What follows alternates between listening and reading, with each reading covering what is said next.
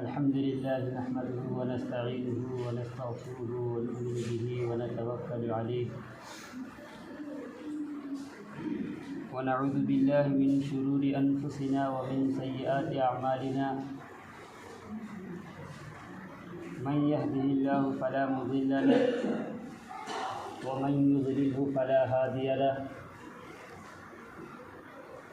ونشهد أن لا إله إلا الله وحده لا شريك له ونشهد أن سيدنا ومولانا محمدا عبده ورسوله أما بعد فقد قال الله تبارك وتعالى في القرآن المجيد والفرقان الحميد أعوذ بالله من الشيطان الرجيم بسم الله الرحمن الرحيم كل نفس ذائقة الموت وقال الله تعالى في موضع آخر أينما تكونوا يدرككم الموت ولو كنتم في بروج مشيدة صدق الله العظيم.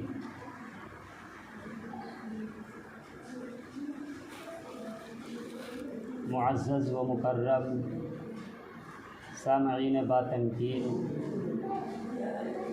محترم بزرگوں، نوجوان ساتھیوں، پیارے بچوں،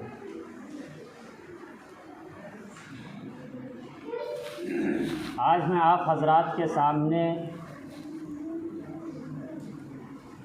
ایک ایسا موضوع، ایک ایسا عنوان، ایک ایسا مسئلہ اور ایک ایسا نظریہ انشاءاللہ بیان کرنے کی کوشش کروں گا جو اختلاف سے بالاتر ہوگا۔ ابھی میں نے آپ حضرات کے سامنے خطبے میں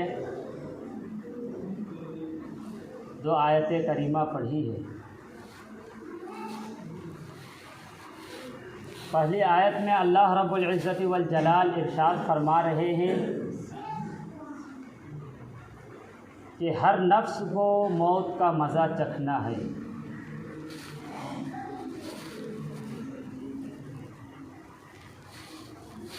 دنیا کا کوئی فرد،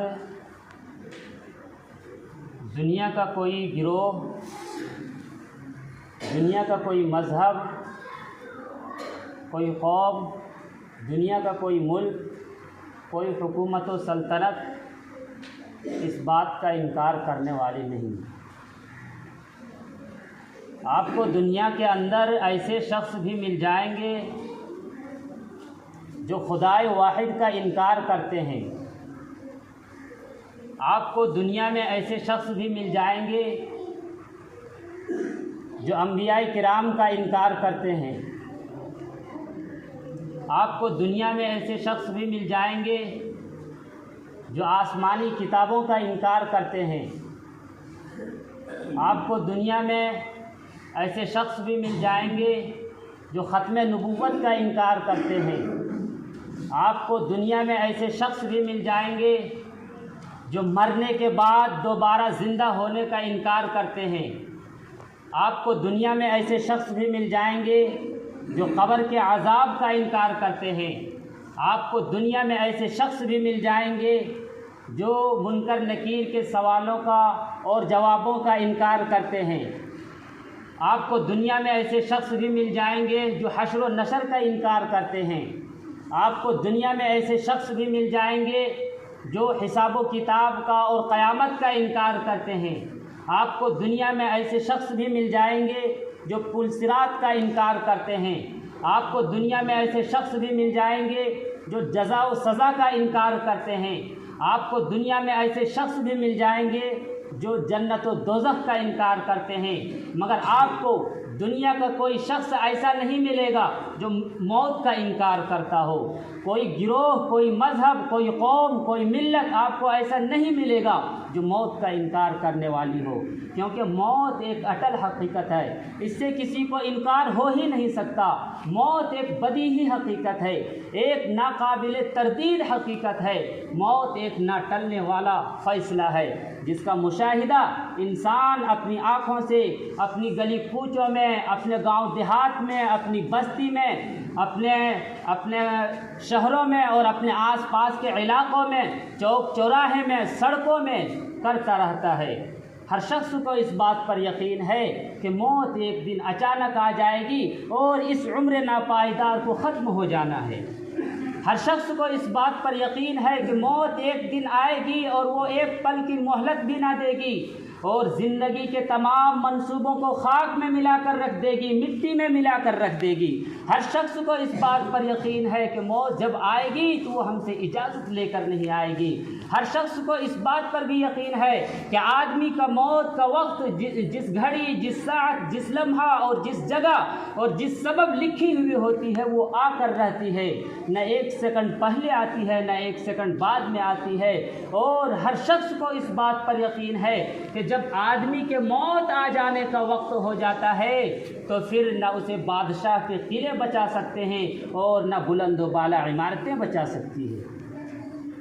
اسی کو اللہ رب العزت نے قرآن میں یوں ارشاد فرمایا، اینما تکونوا یدرککم الموت ولو کنتم فی بروج مشیدہ، کہ تم جہاں کہیں بھی رہو موت تمہیں آ پکڑے گی، خواہ تم مضبوط قلعے میں بند کیوں نہ ہو۔ ہر شخص کو اس بات پر یقین ہے کہ موت نہ تو نمرود جیسے مردود کو چھوڑتی ہے نہ ابراہیم جیسے خلیل کو چھوڑتی ہے۔ ہر شخص کو اس بات پر یقین ہے کہ موت نہ تو فرعون جیسے ملعون کو بخشتی ہے اور نہ موسیٰ جیسے کلیم کو بخشتی ہے۔ ہر شخص کو اس بات پر یقین ہے کہ موت سے نہ تو ابو بکر و عمر محفوظ رہ سکے اور نہ کائنات کے سردار محمد عربی صلی اللہ علیہ وسلم محفوظ رہ سکے۔ ہر شخص کو اس بات پر یقین ہے کہ نبی ہے تو موت آئے گی، ولی ہے تو موت آئے گی، قطب ہے تو موت آئے گی، ابدال ہے تو موت آئے گی۔ ہر شخص کو اس بات پر یقین ہے کہ عالم ہے تو موت آئے گی، جاہل ہے تو موت آئے گی، عابد ہے تو موت آئے گی۔ ہر شخص کو اس بات پر یقین ہے کہ ضعیف اور کمزور ہے، ناتواں ہے تو موت آئے گی، اور اگر طاقتور ہے، قوی ہے تو بھی موت آئے گی۔ ہر شخص کو اس بات پر یقین ہے کہ مرد ہے تو موت آئے گی، عورت ہے تو موت آئے گی، بچہ ہے تو موت آئے گی، بڑا بوڑھا ہے تو موت آئے گی، جوان ہے تو موت آئے گی۔ ہر شخص کو اس بات پر یقین ہے کہ آدمی کے موت کا وقت جس گھڑی، جس ساعت، جس لمحہ اور جس جگہ اور جس سبب لکھی ہوئی ہوتی ہے وہ آ کر رہتی ہے۔ موت سے کسی کو چھٹکارا نہیں، موت کا مزہ ہر ایک کو چکھنا ہے۔ موت سے کوئی بچ نہیں سکتا، موت سے کوئی بھاگ نہیں سکتا، بلکہ موت سے بھاگنے والا انسان خود چل کر کے اس جگہ پر اور اس مقام پر جا پہنچتا ہے جہاں اس کی موت آنی ہوتی ہے۔ وہ خود ایسا سبب اختیار کرتا ہے کہ جس کی وجہ سے وہ موت کی وادی میں، موت کے گڑھے میں جا گرتا ہے۔ ایک مرتبہ ملک الموت، روح قبض کرنے والا فرشتہ عزرائیل، حضرت سلیمان علیہ السلام سے انسان کی شکل میں ملاقات کے لیے آیا تو وہ بیٹھا ہوا تھا، تو وہ حضرت سلیمان علیہ السلام کے وزیر کو بڑے غور سے اور بڑے گھور گھور کے دیکھ رہا تھا۔ جب ملک الموت چلا گیا تو وزیر نے حضرت سلیمان علیہ السلام سے پوچھا کہ یہ شخص کون تھا؟ حضرت سلیمان علیہ السلام نے بتایا کہ یہ روح قبض کرنے والا فرشتہ ملک الموت عزرائیل تھا۔ وزیر گھبرا گیا، کہنے لگا کہ مجھے گھبراہٹ ہو رہی ہے، مجھے ڈر لگ رہا ہے، آپ ہواؤں کو حکم دے وہ مجھے جزیرہ بوماس پہنچا دے۔ حضرت سلیمان علیہ السلام نے ہوا کو حکم دیا، وہ وزیر ہوا کے گھوڑے پر سوار ہوا اور پل میں جزیرہ بوماس جا پہنچا۔ جو ہی وہ وہاں پہنچا اور اتر کر کے اپنا قدم رکھا، ملک الموت نے فوراً اس کی روح قبض کر لی۔ چند دنوں بعد پھر یہ ملک الموت حضرت سلیمان علیہ السلام سے ملاقات کے لیے آیا، ملنے کے لیے آیا۔ تو حضرت سلیمان علیہ السلام نے اپنے وزیر کا پورا قصہ اور پورا واقعہ اس کو سنایا۔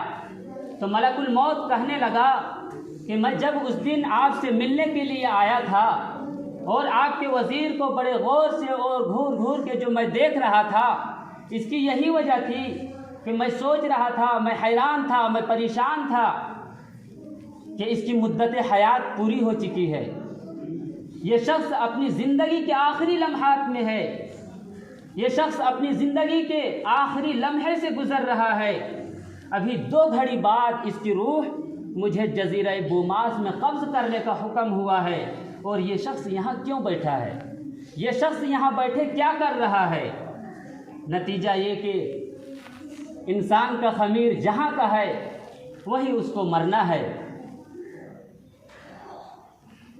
ہر شخص کو موت کا مزہ چکھنا ہے، حتیٰ کہ موت تمام جانداروں کے لیے موت کا پیغام لے کر آنے والا فرشتہ ملک الموت بھی موت سے نہ بچ سکے گا۔ ایک طویل حدیث کے اندر ہے کہ جب زمین و آسمان کے تمام لوگ مر جائیں گے تو ملک الموت اللہ کی بارگاہ میں حاضر ہو کر کے عرض کرے گا کہ اے پروردگار عالم، زمین و آسمان کے تمام لوگ مر چکے ہیں سوائے ان کے جن کو آپ نے نہیں چاہا۔ تو اللہ رب العزت پوچھے گا، حالانکہ اللہ کو معلوم ہوگا کہ کون زندہ ہے، کون باقی رہ گیا ہے، تو اللہ تعالیٰ ملک الموت سے پوچھے گا کہ بتاؤ وہ کون لوگ زندہ ہیں، کون لوگ باقی رہ گئے ہیں؟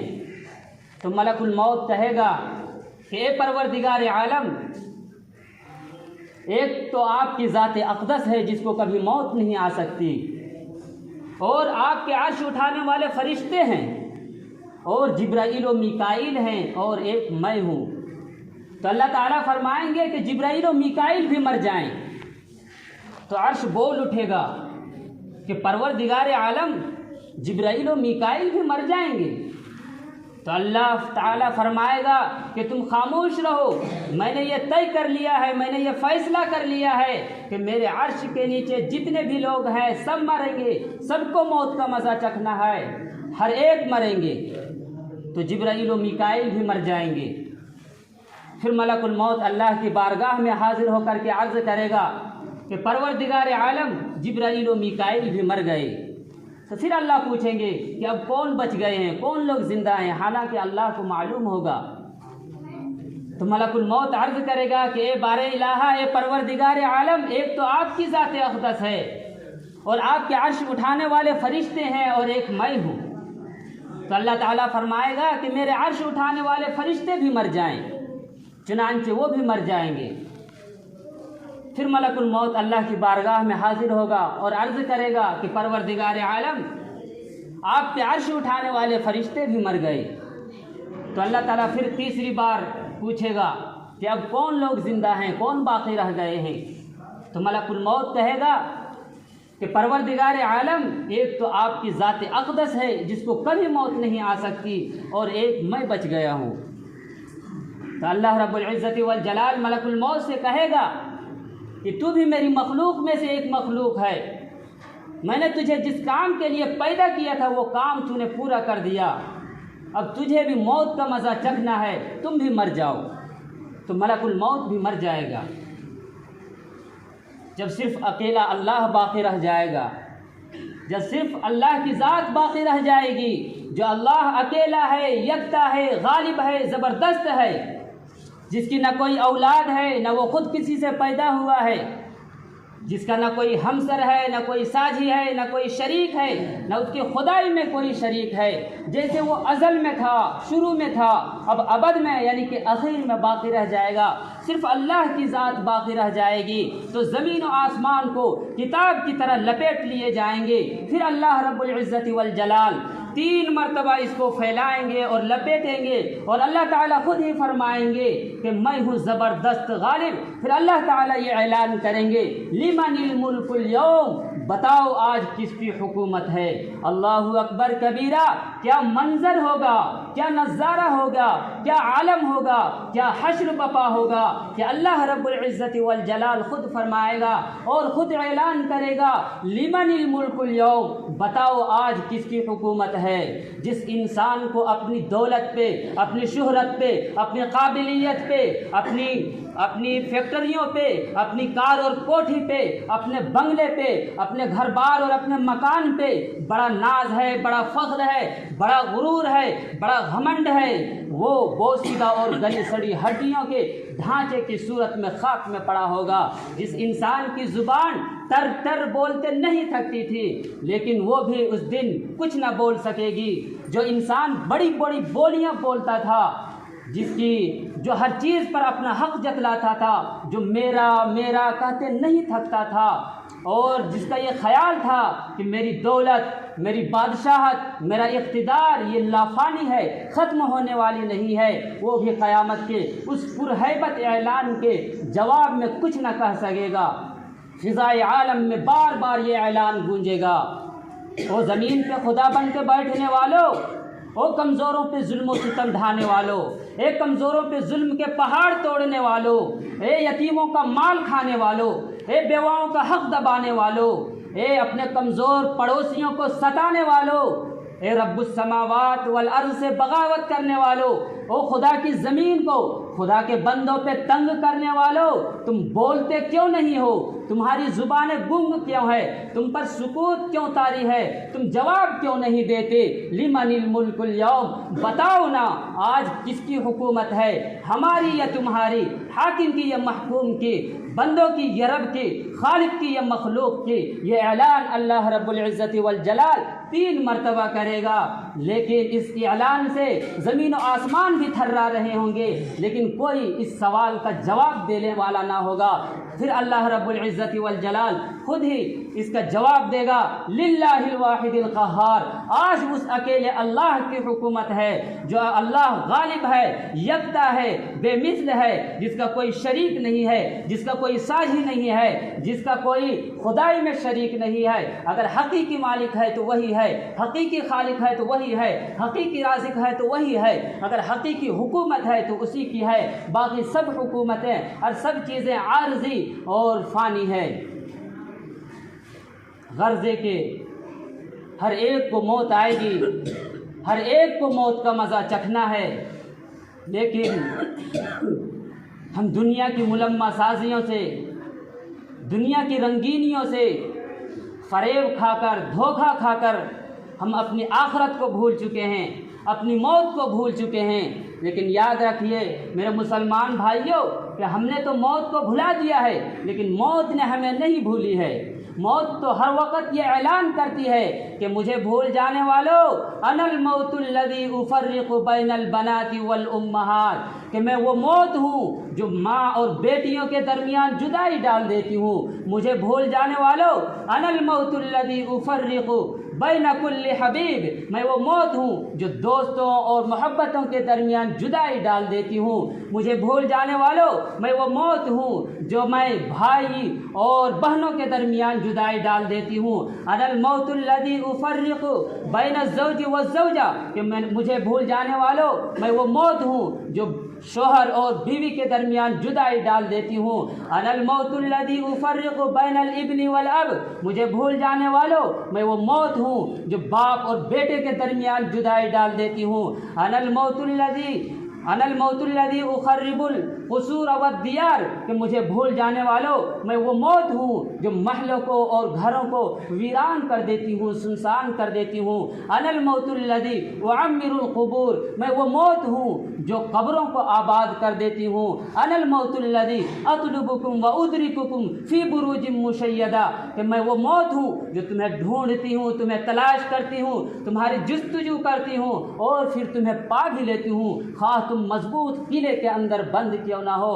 اور مخلوق میں سے کوئی شخص ایسا نہیں ہے جو میرا ذائقہ نہ چکھے۔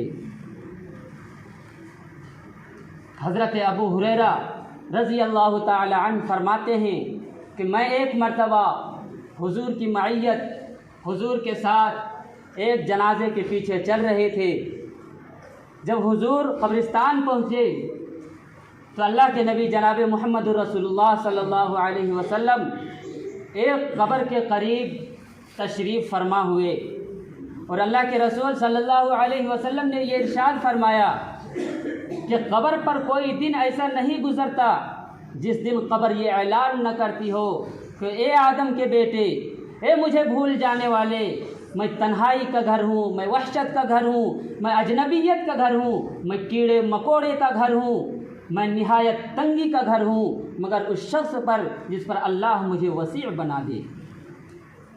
پھر اللہ کے نبی جناب محمد رسول اللہ صلی اللہ علیہ وسلم نے ارشاد فرمایا کہ قبر جنت کے باغوں میں سے ایک باغ ہے یا پھر جہنم کے گڑھوں میں سے ایک گڑھا ہے۔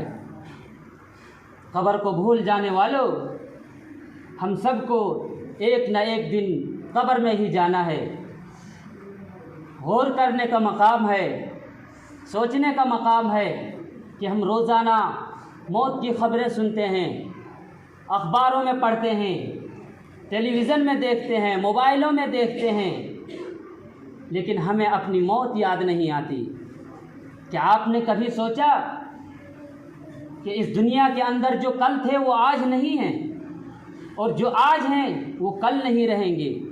کیونکہ دنیا تو حقیقت میں مسافر خانہ ہے، کوئی آ رہا ہے تو کوئی جا رہا ہے۔ اسی لیے تو اللہ کے نبی نے ارشاد فرمایا کن فی الدنیا کأنک غریب او عابر سبیل، کہ دنیا میں ایسے زندگی گزارو جیسے کوئی اجنبی آدمی یا راہ چلتا مسافر۔ لیکن انسان کے طور طریق سے، انسان کے رویے سے، انسان کے رہن سہن سے پتہ چلتا ہے کہ وہ تو یہاں ہمیشہ رہنے کے لیے آیا ہے، اسے تو مرنا ہی نہیں ہے۔ میرے مسلمان بھائیوں، یاد رکھو ہمارا اور آپ کا اس دنیا کے اندر قیام بہت مختصر وقت کے لیے ہے۔ آپ نے دیکھا ہوگا کہ جب مسلمان کے گھر بچہ پیدا ہوتا ہے تو اس کے دائیں کان میں اذان اور بائیں کان میں تکبیر پڑھی جاتی ہے۔ اذان اور تکبیر یہ جماعت سے پہلے ہوتی ہے، اور پھر تکبیر اور جماعت کے درمیان بہت مختصر سا فاصلہ ہوتا ہے، بہت مختصر سا وقفہ ہوتا ہے۔ اس لیے بچے کے کان میں اذان دے کر اور تکبیر پڑھ کر یہ بتا دیا جاتا ہے کہ تیرا اس دنیا کے اندر قیام بہت مختصر وقت کے لیے ہے، تیرا اس دنیا میں رہنا بہت تھوڑے وقت کے لیے ہے، اس لیے کہ تیری اذان بھی ہو چکی ہے، تیری تکبیر بھی پڑھی جا چکی ہے، اب تیری جماعت ہونی باقی ہے، اس کی تو تیاری کر لے۔ یہی وجہ ہے کہ جب میت پر جنازے کی نماز پڑھی جاتی ہے تو اس وقت وہاں اذان نہیں ہوتی، غرض ہے کہ ہر ایک کو موت آنی ہے، ہر ایک کو موت کا مزہ چکھنا ہے، لیکن ہم کو دنیا کی اندھا دھند محبت نے، دنیا کی لذتوں نے موت سے غافل کر رکھا ہے۔ ہم اپنے آخرت کو دنیا کمانے کے چکر میں بھول بیٹھے ہیں۔ یاد رکھیے میرے مسلمان بھائیوں، دنیا کمانا یہ کوئی عیب کی بات نہیں ہے، کوئی بری بات نہیں ہے، مالدار ہونا یہ کوئی عیب کی بات نہیں ہے، بلکہ شریعت مطہرہ نے کسب حلال پر بڑی بڑی بشارتیں اور خوشخبریاں سنائی ہیں، لیکن اس کا مطلب یہ ہرگز نہیں نکلتا کہ آدمی دنیا کمانے میں، دنیا کی لذتوں میں، دنیا کی رنگینیوں میں اس قدر مست اور مگن رہے کہ اسے یہ بھی دھیان اور خیال اور یاد نہ رہے کہ ہم مسلمان ہیں، ہمارے اوپر کچھ ذمہ داریاں ہیں، ہمارا کوئی خالق و مالک ہے، ہمارا کوئی رازق ہے، ہمارا کوئی معبود ہے جس نے ہمیں دن رات میں 5 دفعہ نماز پڑھنے کا حکم دیا ہے، ہمارا کوئی خالق ہے جو ہمارے ہر عمل کو دیکھ رہا ہے، ہمارے ہر عمل سے باخبر ہے۔ ہمیں مرنا بھی ہے، ہمیں قبر میں بھی جانا ہے جو تنہائی کا گھر ہے، وحشت کا گھر ہے، ہمیں منکر نکیر کے سوالوں کا جواب بھی دینا ہے، وہاں ہماری زندگی کے ایک ایک لمحے کے بارے میں سوال کیا جائے گا کہ کہاں اور کیسے گزارے۔